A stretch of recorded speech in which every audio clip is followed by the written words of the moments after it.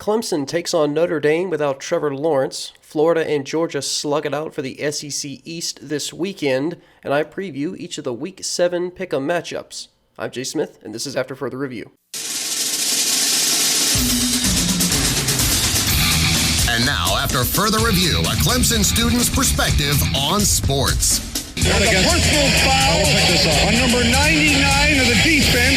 After he tackled the quarterback, he's giving them business down there. That's a 15-yard penalty.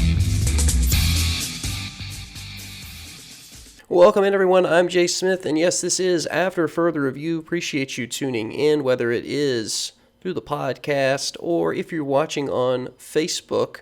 It is the Friday show of this week, and there is a lot to talk about. College football.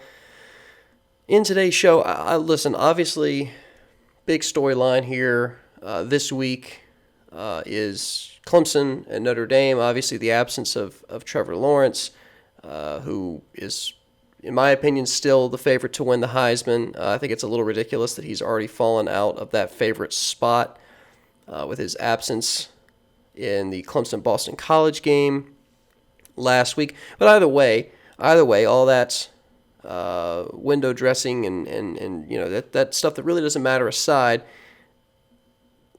this game, Clemson-Notre Dame, has huge ramifications, not just for the ACC championship pecking order, but also across all of the college football playoff landscape. And right now, there are 3 teams with a greater than 50% chance to make the playoff. That's Clemson, Alabama, and Ohio State. That's according to the All-State Playoff Predictor and ESPN's metrics.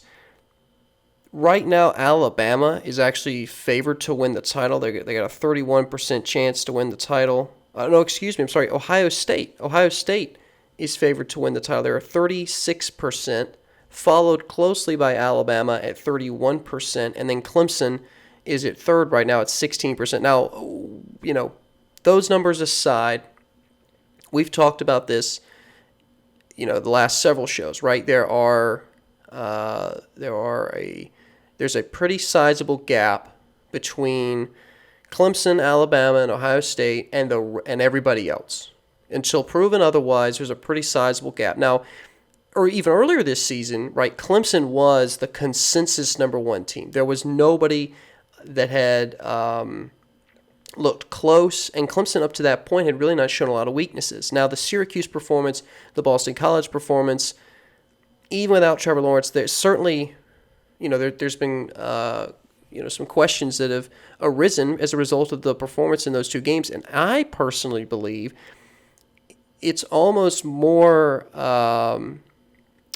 to do with the coaching than it does to do with the playing. I really, watching the Boston College game, it was just one of the worst coaching performances, I think, of Dabo Swinney's career. One of the worst coaching performances of Dabo Swinney's career.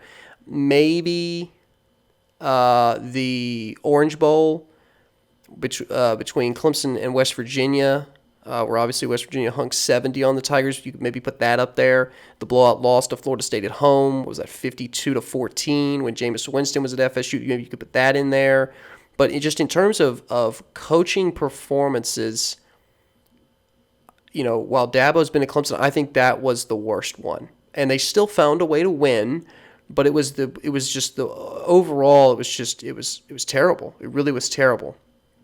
And so because of that, that's why you see such a small margin between Clemson and Alabama for the number 1 spot right now. And that's what we actually talked about on the show earlier this week, entitled One Vote Away, because that's what separated those 2 teams between tying for first place in the AP poll. It would have been the first time in 18 years that we would have had a tie for first place in the AP poll.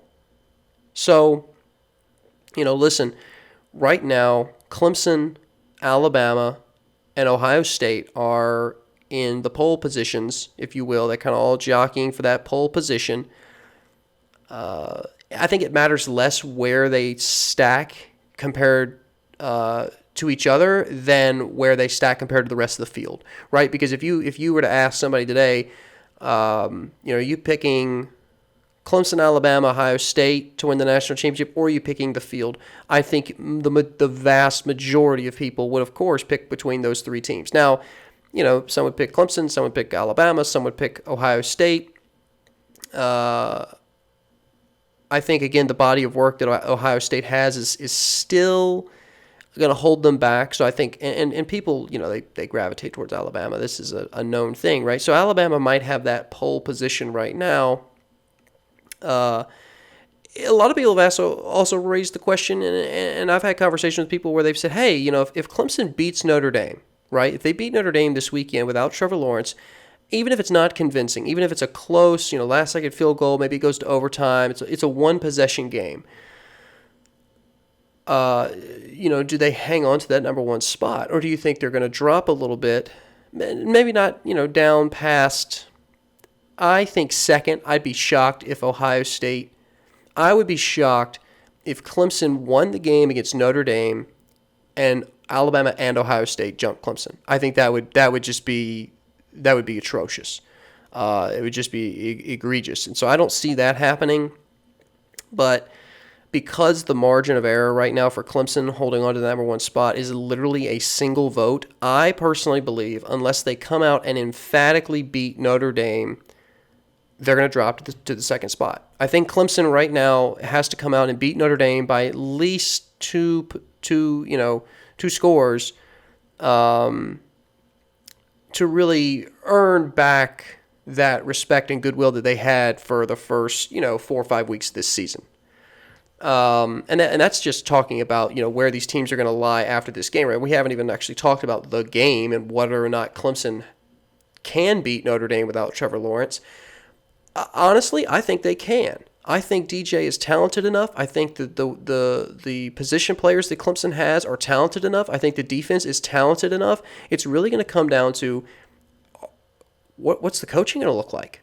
What's the coaching going to look? Because that's been the biggest weakness of Clemson this year, has been coaching. And that's an incredible statement to say, but it's true.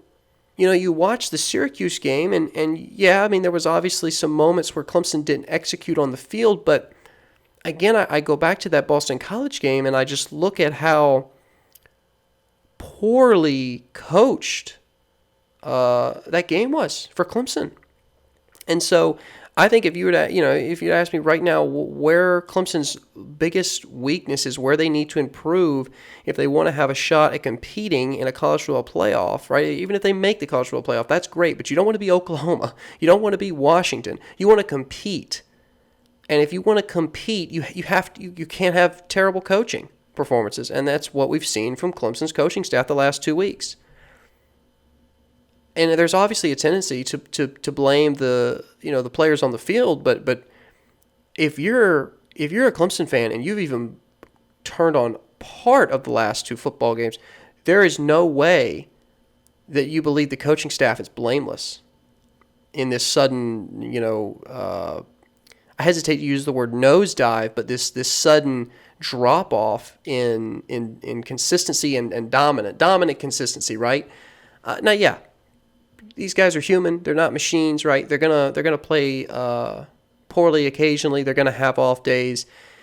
College football is a quirky thing, and so it's inherent in the sport that you're gonna have those kinds of games. But I am not seeing it out of the players this time around. In the past, right? Yes. In the past, the guys, they've played really tight, and they've gotten in situations where they had to dig themselves out of a hole. Like obviously when Syracuse was leading at Clemson a couple of years ago, Chase Bryce had to save the day. When you think back to NC State and that missed field goal, so that's been more on the playing side of the field. But again, with Clemson the last 2 weeks, Syracuse and Boston College has been coaching. It's been coaching all the way through. And if Clemson's coaches aren't sharp against Notre Dame Saturday night, there's a good shot the Irish can beat them. And so, I don't think that this really is a talent issue for Clemson. I don't think it's a talent issue for DJ. I think it's a mentality issue, and right now it's affecting the coaches, which again just is such a odd thing to say, I feel, about Clemson, specifically, Dabo and obviously Brent Venables. And look, these guys are some of the brightest minds in college football. I'm not sitting here and saying, Dabo's a terrible coach, Brent Venables is a terrible coach. No, I'm not saying that at all. But I'm saying that if you have watched the last two games, there's no way you've sat there and said, "Oh, yep, this is we're fine. Coaching's fine. No poor decisions. No burn timeouts. No lack of communication. None of that. Of course not. Of course not. I mean, we talked about it extensively on Tuesday, but of course not. Sometimes, yes, execution has not been there for Clemson, but we talked about DJ's performance on Tuesday against Boston College. It was nearly flawless. I don't know what else you want that kid to do. The defense didn't play in the first half for Clemson. They didn't do a damn thing in terms of stopping Boston College. Now, in the second half, they stepped up. In the second half, you have to credit the defense there. They stepped up and they shut out Boston College. And I still contend, if Clemson allows Boston College a single touchdown in the second half, game's over. Final score is a perfect indicator of that, right? 34-28. BC puts up a touchdown. It's a 35-34 margin. So, again, you look at this Notre Dame game. We talked about it a little bit on Tuesday, but just to go back over through some of the numbers, in case you hadn't had a chance to listen to that show, these teams are very close on paper. Very, very close on paper. Defensively, even offensively. Now the key difference, right, in the numbers is Clemson's averaging 46 points a game. Notre Dame's averaging 34 points a game. And that 10-point difference, I feel you can attribute to Trevor Lawrence and his command of the offense. You take away Trevor Lawrence, and as we saw with DJ on last Saturday against Boston College, they're about a mid-30-point team, which is exactly where Notre Dame is. And on the defensive side of the ball, Notre Dame's allowing 10 points a game, Clemson allowing 15. Total yards nearly identical. Notre Dame 267 yards allowed, Clemson 274. Rushing yards allowed, Notre Dame 93, Clemson 99. Passing yards allowed, Notre Dame 173, Clemson 174. These numbers are almost identical. The major difference really is on the offensive side of the ball and how these teams score their points. Notre Dame's a little bit more balanced, right? 440 yards of offense averaged a game, 206 in the air, 231 on the ground. Keep that number in mind. Okay, Clemson's offense is right now at 508 yards a game. It's about 70 yards more. 341 of that is through the air, and 166 of it is on the ground. So you're both of these defenses are more stout against the run, and that's going to be key for Clemson. Clemson is going, if they can force Notre Dame to throw the ball and again, not give Ian Book a lot of time, that's going to bode well for Clemson. But if Notre Dame is able to exercise their will on Clemson's defensive line, if they're able to gash up the middle and get even 5-6 yards a carry, that's going to really give Notre Dame exactly what they want in terms of play calling and making Clemson play their game instead of Clemson making Notre Dame play their game. So I think if you're Clemson, that's the number one thing you got to do. That's the number one thing you got to do is you got to stop the run. You got to stop Notre Dame's run. And the other thing you have to do is you have to put DJ in a good situations to not only boost his confidence, but boost the whole team's confidence. Those high percentage completion throws, those easy little checkdowns, those bubble screens, make the position players make a play. That kind of thing is going to be important for Clemson, especially early in that first half. Because, again, from a talent perspective, I think Clemson can beat Notre Dame. I really do. Trevor Lawrence is the best player in college football, but Clemson can still win this game without Trevor Lawrence. It's just a matter of, are the coaches going to be prepared?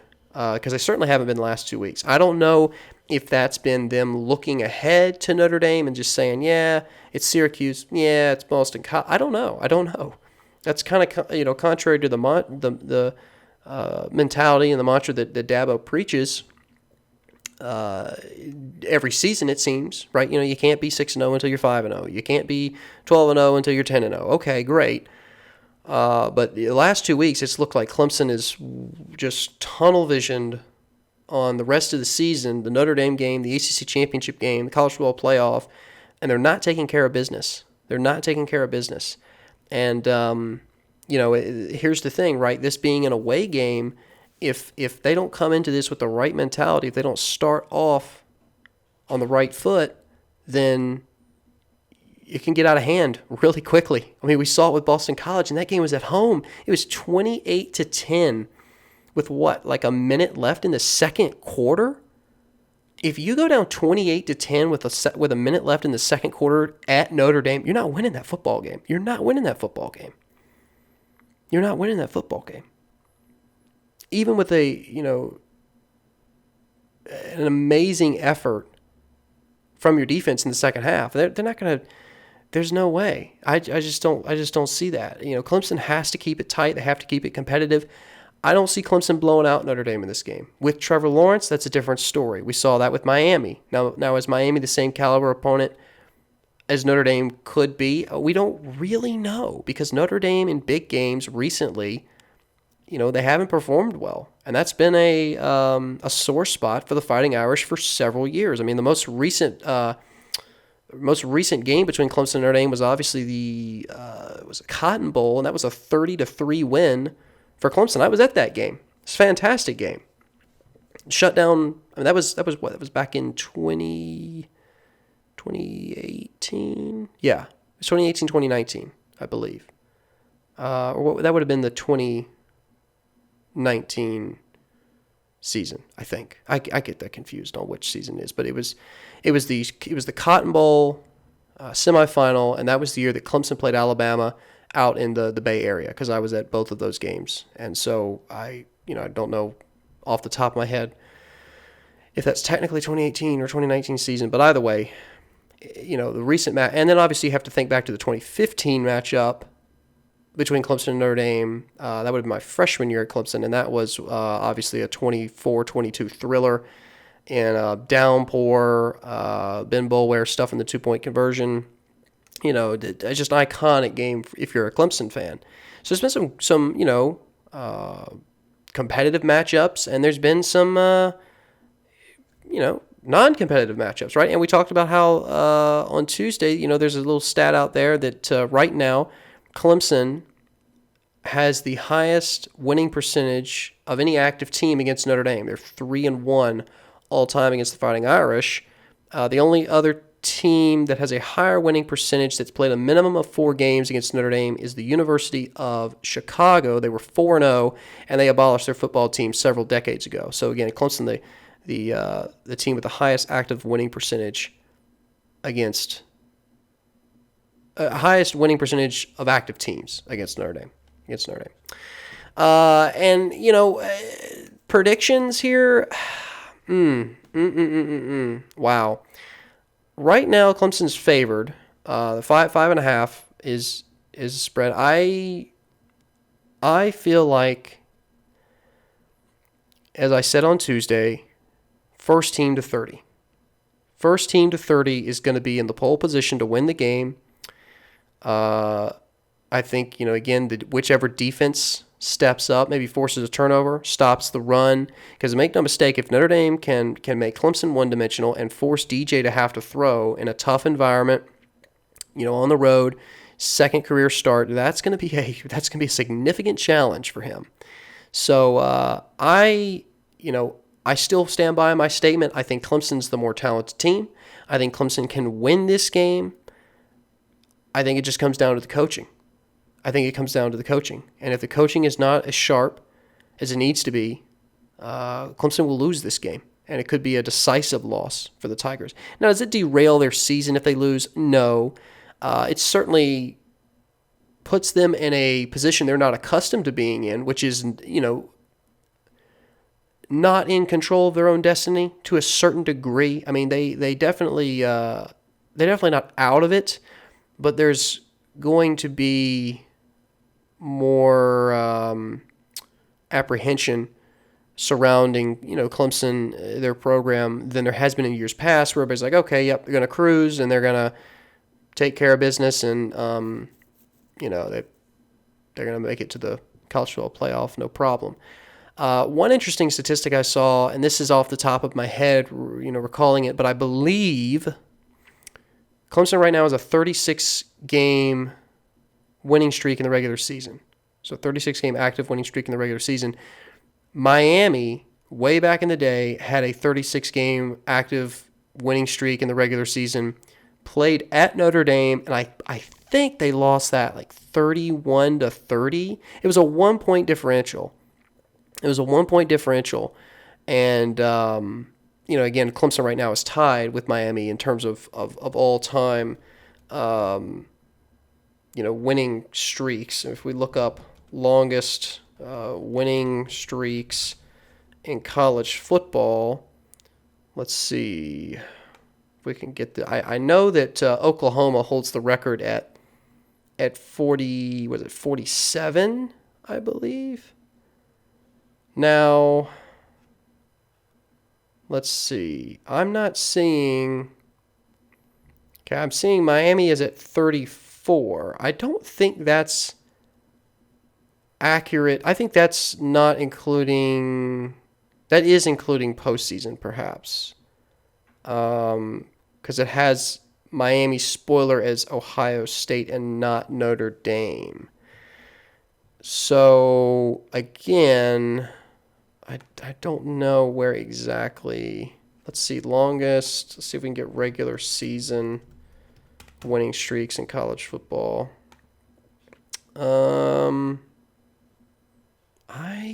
It's active winning streaks. It's going to be hard to find something for just regular season. Either way, still an impressive statistic for Clemson, and it's obviously on the line this weekend against Notre Dame. In this matchup, though, I'm picking the Tigers. I think it's close. I think it's really close. I think it's a 3-point game. My final score prediction is 34-31. I think it's 34-31. I think it's going to be a great game. It's going to be close, back and forth, and I think Clemson will ultimately prevail because the coaches at Clemson finally wake up and realize that they need to actually coach and that they can't just sit there on the sidelines and, Brent Venables run out to the hashes and win. Like, they need to do something. So, Tigers, close one, should be great game. All right, let's take a break. When we come back, we're going to be talking Florida, Georgia, and the battle of the SEC East. Should be a great game this weekend. That's next. Stick with us. Welcome back to the show. Thanks so much for tuning in on this Friday. I'm Jay Smith. This is After Further Review. Again, appreciate you tuning in. All right, now we got to talk about Florida, Georgia. There are, other games being played this weekend besides Clemson, Notre Dame. We do want to talk about them. We do want to get to them. And Florida, Georgia is, I would say, probably one of the more intriguing matchups. Now, across the entire, schedule, there's some pretty good games this weekend. I think BYU Boise State will be an exciting one. That actually is going to be played later tonight. They have an 9:45 kickoff on the East Coast, 8:45 if you're in Central Time like myself. Obviously the Pac-12 is back this weekend. Arizona State's playing USC. And let's see, who else? We've got Stanford and Oregon. That should be an interesting game. Texas A&M's playing South Carolina. I don't expect that to be close. Oklahoma State, coming off their loss, they're going to be playing Kansas State this weekend. I would imagine the Cowboys bounce back well, but maybe want to check out that game. So, but yeah, I think the other headliner here is really Florida, Georgia. And, I mean, obviously this is a game with a lot of pageantry, a lot of tradition. And, I believe, and I'm not sure off the top of my head because it just dawned on me, but this game is being played at a neutral location, which makes me wonder if this is the only neutral site regular season game this year. I mean, because everybody else is doing, mostly conference schedules. A couple of conferences like the ACC have non-conference games, but it's still either home or away. There's no like kickoff, like Chick-fil-A kickoff games or anything like that. I'm not positive, but I think this might be one of the few neutral site regular season games this year, if not the only one. So, interesting little tidbit there. Either way, Florida comes into this one ranked 8th. They're 3-1 in conference. Georgia comes in ranked 5th. They're 4-1 in conference. And you know, obviously Florida's solo loss was to Texas A&M on the road, 41-38. Georgia's loss was at Alabama, 41-24. Now, who looked more flat in their loss? Definitely the Bulldogs, right? The Bulldogs never really gave Alabama a scare. Certainly not as much as schools like Ole Miss, right? Ole Miss had Alabama down to the wire. I mean, that was a fantastic game for the Rebels against the Crimson Tide. But either way, you know, Florida has had they've had moments this season where they you know, obviously like the Texas A&M game sticks out. Their performance against Ole Miss and South Carolina was decent. They played much better against Missouri. And I felt like at the beginning of the year, Florida was going to win the East, and I'm sticking by that decision. I think that Trask has played really, really well this year. I mean, the guy is 95 for 139, over 1,300 yards passing. He's got 8 touchdowns and only 2 picks. For Georgia, though, Bennett has played, you know, well, but he turns the ball over more than you'd like a quarterback to do. And, you know, his numbers are a little bit lower than Trask's, but, you know, the big difference here is just offensive production, which isn't really something that you associate with the SEC a lot of times, but it's true. It's true because Florida's offense is generating 42 points a game. Now, Georgia's still under 30. They're at 29 points a game, but Florida doesn't have the defense that Georgia has. Georgia has an amazing defense, a defense that's only averaging 300 total yards allowed and 16 points. Florida, on the flip side, they're allowing 433 total yards and 29 points. So that's a pretty significant margin. And so even a moderately successful Georgia offense may have more success. You know, they may be more productive than they have been in other games against, a defense like Florida's. Again, I feel like, you know, Florida has a few more weapons. I think Trask's performance has been better than Bennett so far this season, and if Florida is able to, if Florida turns this game into a shootout, if Florida turns this game into, you know, you need to hit mid-30s in the SEC, I think it favors Florida. I really do. I think it favors Florida. You know, because Georgia's wins, their wins so far this season, they've scored 27, 44, and 14 in their wins. Okay, in their loss to Alabama, they scored 24, but you know, they beat Kentucky 14-3. That was an ugly game, too. Ugly, ugly, ugly game. You're not going to hold Florida to 3 points. I don't think. I don't think even with Georgia's defense, I don't think you're going to hold Trask to a field goal. There's going to be at least 2 possessions where Florida's going to gash you. They're going to get, you know, big chunk plays, and they're either going to get a touchdown or a field goal out of that. So you have to assume going into this, Florida's going to hit, I think, at least 24. You gotta be prepared. If you're Georgia, you've got to score at least, I think, 24 in your head, and you're averaging 29 points a game. So the margin of error there is not huge. It's not huge. And so that's why I think it favors Florida, right? I think it favors Florida because, you know, yes, Georgia has a stifling defense, but all it takes is 1 or 2, you know, blown assignments, 1 or 2 lucky plays, and Florida's going to put points up on the board. And if Georgia can't get the offense rolling, even if Florida's defense isn't that stifling, I think it favors the Gators. So I think Florida will win this game. It could be close. I expect it to be within, you know, I think 10 points. I think it's a close game, maybe 1 possession game. Should be a great a great matchup. I mean, Georgia's favored right now by 3. So, again, sort of a toss-up. But I still think it'll be a phenomenal game, and I think you should definitely tune in. That one kicks off at 3:30 on CBS. So I would certainly watch this game before you flip it over to NBC to watch Clemson and Notre Dame. And, yeah, again, before we go to a last break, I mean, we've talked a little bit about some of the other games this weekend. Miami-NC State will be on 7:30 on ESPN tonight. I think between that and the BYU-Boise State game, those should be good Friday night games. You got Michigan-Indiana. That's a top 25 matchup in the Big Ten. That felt weird to say. Kicking off noon tomorrow on FS1. That's at Indiana. Let me tell you something, okay? If Indiana beats Michigan and they go to 3-0 and they have wins, if Indiana has wins against Penn State and Michigan in the first 3 weeks of the season, I think the Hoosiers get a top 10. I think they get a top 10 nod.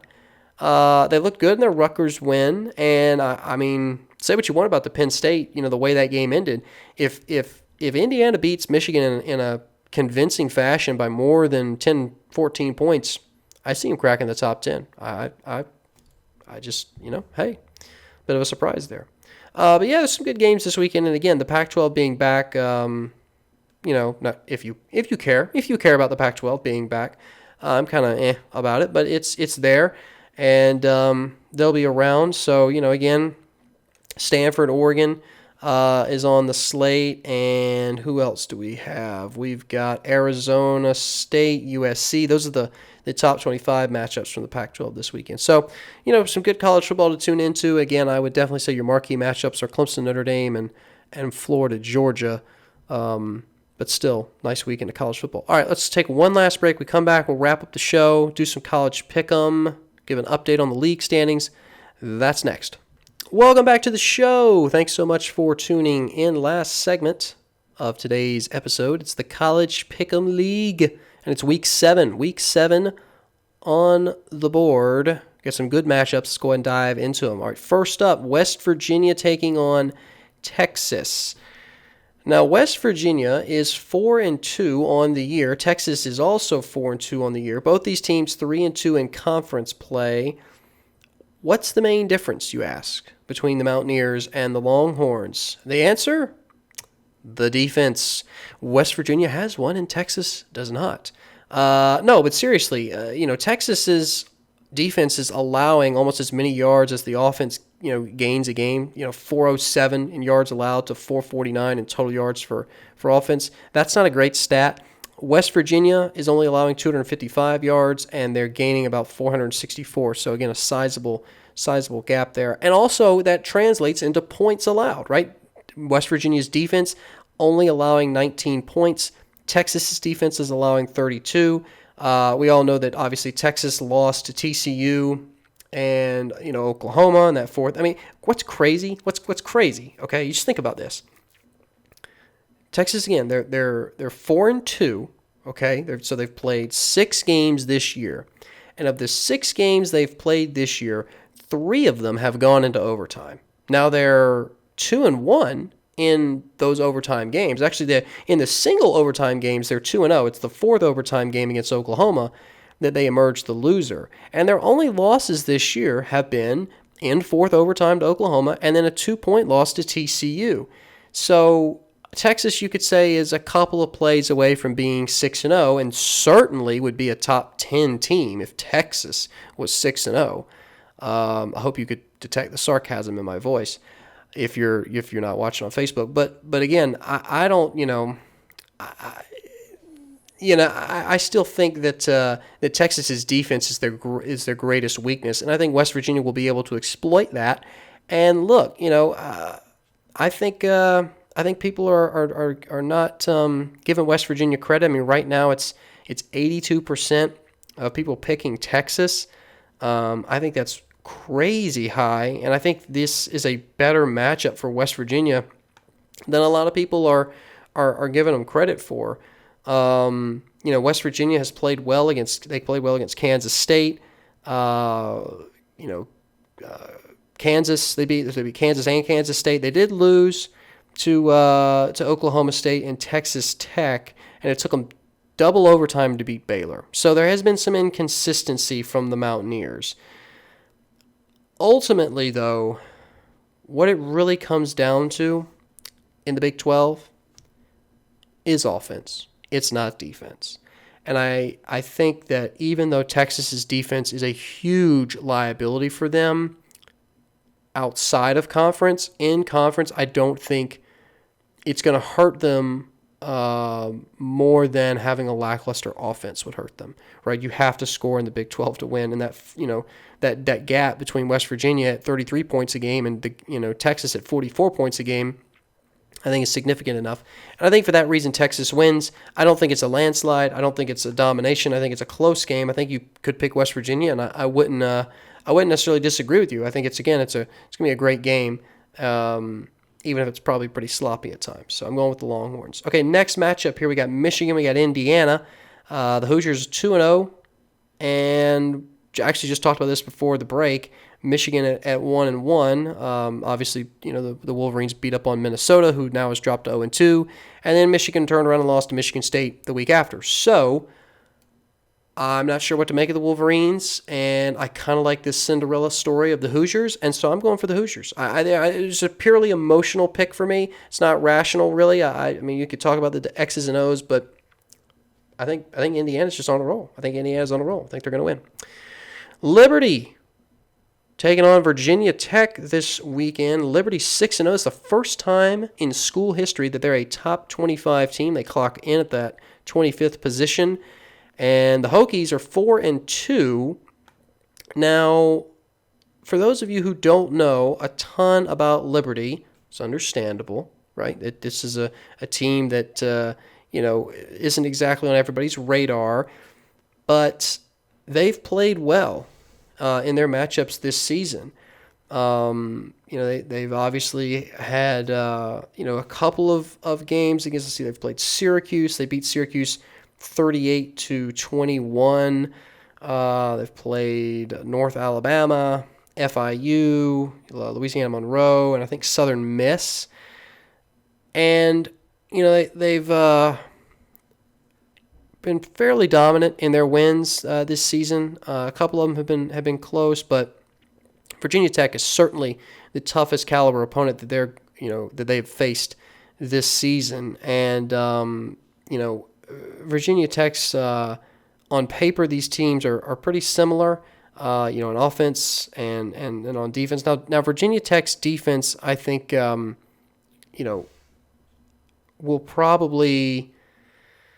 It's tough because Virginia Tech has had good performances on defense, and then they have games like UNC where they give up 56 points, right? Like I know it's Sam Howell and UNC has a good offense, but like 56 points to UNC. They gave up 31 to Duke, but then they held Boston College to 14. And I'm sure Clemson's going, huh? I mean, like what is that? They allowed Louisville 35 points. And so listen, I think the Flames, the Liberty Flames, if you didn't know that was their mascot, I think the Flames have a shot at beating the Hokies this weekend. I really do. I think, though, that the Virginia Tech will find a way. I think the Liberty's, their undefeated run will probably end here. Could be a close one. This would be a bad loss for the ACC if Virginia Tech didn't pull this one out. But, would be a great win for Liberty. Either way, I'm going Hokies. Next matchup, we got Florida and Georgia. We've talked about that one extensively. I'm picking the Gators. Surprisingly, right now, about 85% of people are picking Georgia, which I find really interesting. I'm not sure what the basis for that is, but okay, man. So we got Oklahoma State and Kansas State the next matchup. Now, Oklahoma State, and this is something I haven't really talked about this week because there's been so much else going on, but they lost. The Cowboys lost. They lost to Texas in overtime, 41-34, and there are no longer any undefeated teams in the Big 12. And my goodness, what a mess the Big 12 is. does Kansas State, a team that is also coming off a loss, they lost to West Virginia 37-10 the week prior, are they going to be able to bounce back? I don't think it'll happen against Oklahoma State. I think Oklahoma State has a few too many weapons, especially on offense, and I think they still kind of keep above the fray, if you will. I mean, yeah, they're a one-loss team now, Oklahoma State is, but they're still higher up than the Kansas States, the Oklahomas, the Texases of the Big 12. So I'm gonna pick Cowboys in that matchup. I think it's close, but I'm gonna go with the Cowboys. Clemson and Notre Dame next on the slate. We talked about that all the first segment of the show. Should be a fantastic game. I'm going with the Tigers.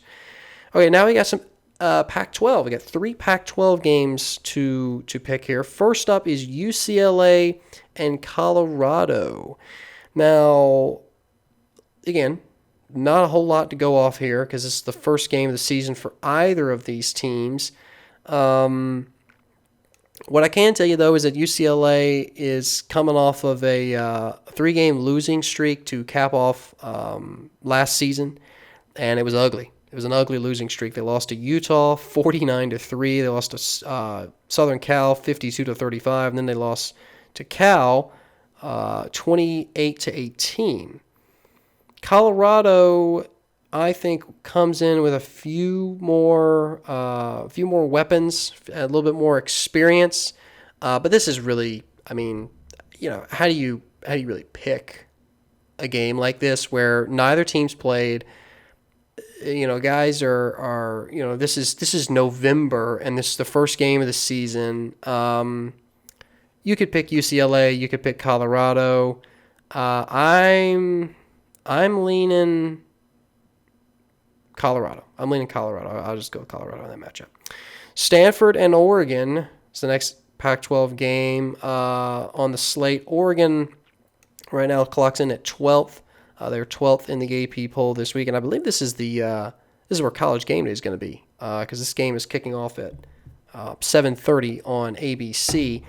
Now, Oregon, obviously they have a lot of weapons. Stanford's kind of in this rebuilding phase where things have really not gone well for them recently, especially to finish last season. They're on a 4-game losing streak. When they finished last season. So I think the Cardinal are still kind of, again, rebuilding, and this will just be an opportunity to see where Oregon's at, right? This is an opportunity to see, okay, are the Ducks really worth that top 15 ranking? Are they really worth that 12 spot? So I'm going to go Ducks, but I'm really more interested to see how they perform than who wins this game. Last matchup, we got Washington State and Oregon State. This is a late kickoff for all you Pac-12 After Dark fans. This is going to go 10:30 Eastern. 10:30 kickoff Eastern time on Saturday. It's the Cougars and it's the Beavers, and this is the first game for Washington State without Mike Leach as head coach. It's currently really a toss-up. Oregon State's favored by 3, and again, when you're picking this kind of game, it's kind of up in the air because you don't really have a lot to base it off of. I feel like the fact that this one is at Oregon State may favor the Beavers. But again, with it being so early in the season, this is a week 1 matchup for Washington State.